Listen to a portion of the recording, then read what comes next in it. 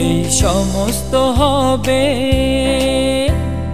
কারণ একটি ছেলে আমাদের জন্য জন্মগ্রহণ করবে, একটি পুত্র আমাদের দেওয়া হবে। এই সমস্ত হবে কারণ একটি ছেলে আমাদের জন্য জন্মগ্রহণ করবে, একটি পুত্র আমাদের দেওয়া হবে। শাসন করবার ভার তার কাঁধের উপর থাকবে, আর তার নাম হবে আশ্চর্য, পরামর্শদাতা,